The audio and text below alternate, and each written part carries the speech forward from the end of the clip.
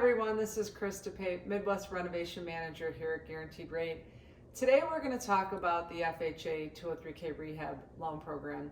This video is going to be a little bit longer, but I really want to address the 203K. There's two different types, and we're going to go into a lot of detail for those of you interested in this loan program. I'm going to start by talking about the FHA 203K Limited program. That's a program that allows for cosmetic updates. No structural, no landscaping, cosmetic only, up to $35,000. But when I say that, that doesn't mean the GC bid can be $35,000. You're going to need to have a contingency reserve fund, there's title updates, there's permit fees typically, and there's a lender fee that we add to that. So we're looking at more for a bid of about $28,000 for cosmetic updates, like maybe you want to do the floors, paint the home, maybe update a bathroom, add the roof, like maybe the roof is at its lifespan. So it's going to be simpler things that are not structural in nature. This is used only for owner-occupied properties. On the limited 203K, the homeowner has to be able to move into the home within 30 days on a purchase. And you only have 6 months to complete the work. They don't do any extensions because it's supposed to be a small, quick rehab project. It's eligible on any home type, single family, 2-unit, 3-unit, 4-unit. So the home or property type is not going to matter. You can also do this on purchase or refinance, and you do not need a Hud Consultant. So those are some of the major differences. This is called the Limited 203K program. You can't, again, do landscaping. You can't do additions, no structural work. Just want to reinforce that. There is a program called the Standard 203K, which we will get into in more detail. Some ineligible properties would be properties that have never been finished or completed, co-ops, you can't do any luxury items, things like that. So that's a little bit about our 203K limited program. Next, I want to get into our standard program. This is going to have a lot of detail. I'll be referring to my sheets here a little bit. So the standard 203K loan program has a minimum repair amount of $5,000. It's used for any property that has more than $35,000 of work, and also any property that has structural or landscaping would then be defined as our standard 203K program. It does require a HUD consultant to come out to the property immediately to give what's called a consultant report. That report is a write-up that will give you an estimate of the work, and it's a very detailed report broken out by labor and material.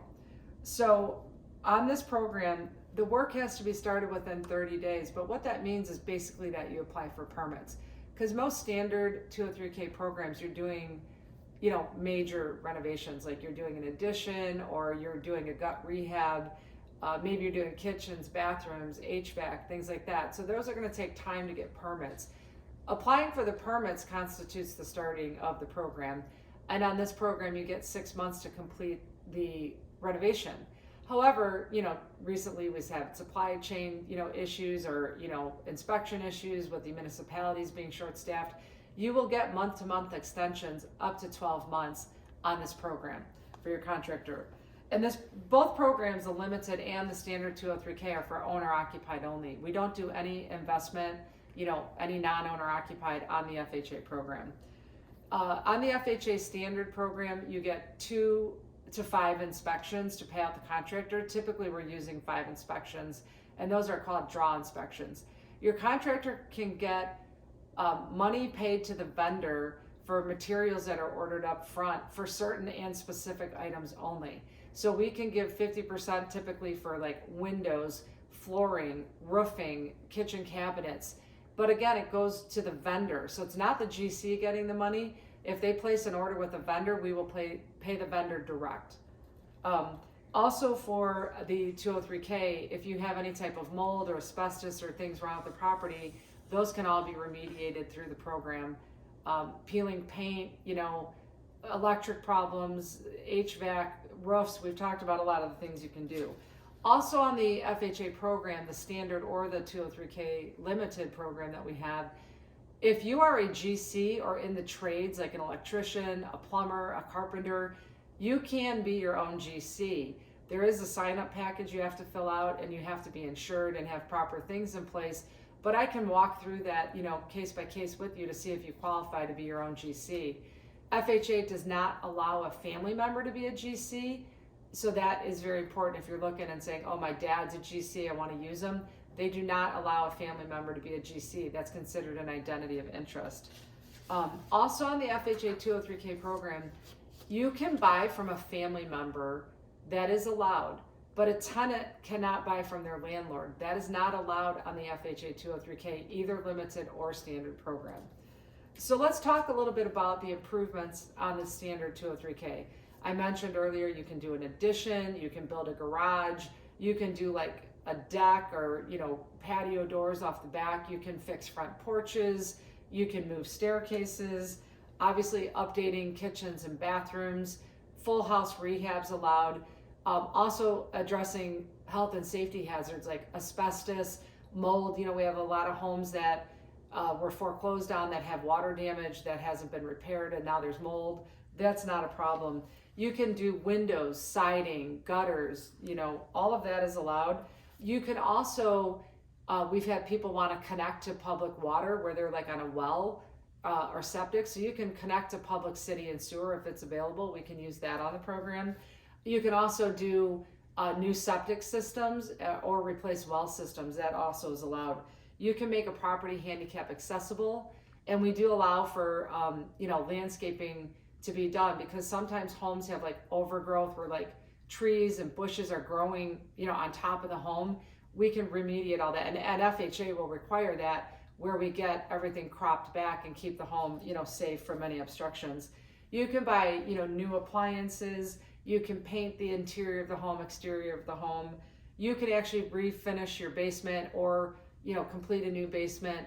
You can actually on FHA tear down to the original foundation and rebuild, which is amazing. So if you're in an area where maybe the price points aren't too high, where you can, buy a home for $100,000, tear it down and build a new home, that is allowed. So again, as long as the original foundation remains in place, that any rehab is allowed, including rebuilding the home.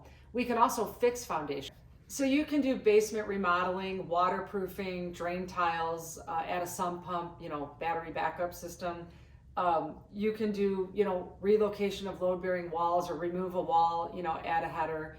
And you can also do swimming pool repair. Now, we won't allow you to install a new swimming pool, but say you have bought a house that has a swimming pool and it needs some, mechanical repair, we would be able to do that. So the 203K program does not allow for like luxury items like saunas, hot tubs, jacuzzis, new swimming pools, fireplaces, anything that's like luxury items, they're going to deny that. So just remember, for 203K, we're just trying to do updates to the home. So the borrower has to occupy the property for a year. We don't have any non-owner occupied. I keep stressing that because I do get a lot of calls on that.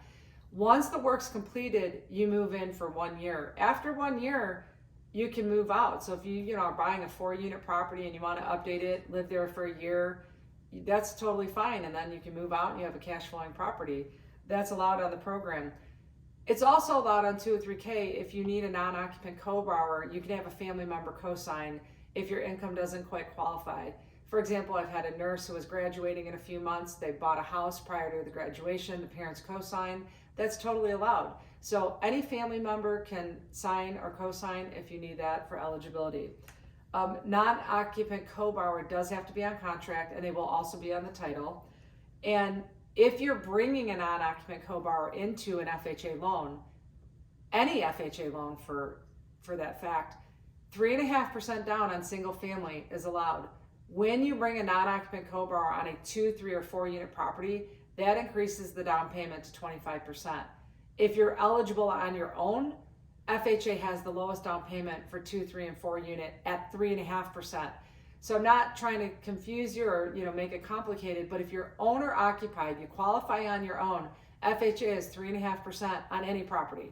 Single family, 2-unit, 3-unit, 4-unit. It is the lowest down payment on multi-unit out there. It's when you bring in a non-occupant co-borrower that the down payment on 2 to 4 unit would jump up to 25%. Also on FHA, the limited program would allow the GC to get 50% of all the funds once permits are obtained, and 50% of the funds once he's done with the project. Now we talk about the consultant. The limited does not need a consultant. We just need your GC bid. and all bids are required to be broken down with labor material, and it's required to identify if permits are needed from the municipality. So when we go to our standard 203K program, we require what's called a Hud Consultant. That Hud Consultant is someone who is licensed with HUD that has passed certain tests and criteria to come out and do a bid on your property. They are not your GC. They just come and give you a cost analysis and also identify HUD minimum repairs that need to be done to pass the appraisal. This consultant is paid at the time of the appointment, and I've put on the screen here the cost of their fee to come out, and they are paid at the time they come out to do your report. Typically takes a week to get the report back, and the HUD consultant will stay with the project all the way through completion. They complete this report, they work with your contractor to make sure that we all agree on scope, they identify permits that need to be obtained, they will help get the draws done, they will help with change orders, they will help get your GC paid off, through the process, and at the end they do the final, inspection and walkthrough to make sure that we can close out. So this HUD consultant is very, very important to the whole process, and we will help you with referring a HUD consultant. So I just wanted to talk a little bit about the consultant. Next, we're going to talk about the contractors. You're allowed to bring in your own contractor. You are allowed to get referrals from your real estate agent, family members, Angie's List, your Chamber of Commerce. It's your responsibility to bring in your own contractor. And then we do have what's called a sign-up package where they will give us information. We need 3 references of projects in similar nature. So if you're doing addition gut rehab for $200,000 and your GC has only ever done bathroom repairs or minor repairs to a home for $20,000, they will not get approved because they don't have experience with handling a project of that magnitude. So you want to try to find a GC that is experienced with the type of work you're trying to do, and then they have to be insured. They have to have a certificate of liability. If the state requires them to be licensed, they will need a license. If the state doesn't, they just have to have a general contractor license. And it can also go to the municipality level. If they require them to be registered or licensed, you want to check with your municipality. So we will work with you on getting your GC approved. There is no such thing as a pre-approved GC. Every GC fills out a package for every single loan, regardless of how many renovation loans they've worked on. So we have a standard package we sent out, and we will help take care of getting that done with your GC. So for FHA, limited or 203K, funds can be gifted from a family member, and the down payment and closing costs, again, can be gifted. The seller can also credit closing costs up to 6% of the purchase price, not to exceed total closing costs and prepaids. So I can do some great worksheets for you if you're interested in seeing how to minimize your out-of-pocket. We can calculate everything for you and tell you these numbers, what you would need for down payment, if you're getting a gift or you need a gift, if you need a credit for closing costs, we can calculate all that for you. The credit score on the FHA program, typically 620 is required. Case by case will go down to 580, but there's some overlays. So if you have any questions on that as well, please reach out to me. We run a free credit report. We can help you also improve your credit score. We can work with you to identify if you qualify. And if you don't, we can set you up for success, because these 203K programs are pretty specific on scores under 620. They're going to require, definitely certain assets that you have, certain debt to income. So we can work through that with you. If you're doing a refinance on FHA, you can bring in zero to close on a refinance. But when you're going to do that and say, hey, I don't really want to bring in any money, we need an as-is appraisal and a future value appraisal. If you'd like to bring in all your closing costs and prepaids, then we only need one appraisal, which is called the future appraisal, for subject to all the work you're doing.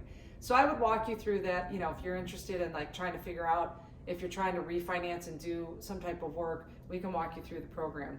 Now for 3 and 4 unit properties for any FHA, 203K limited or full standard program, you need what's called the Self-Sufficiency Test. I talk to borrowers every day looking to buy a 3 and 4 unit, and they are just shocked. They've never heard of it. They don't understand it.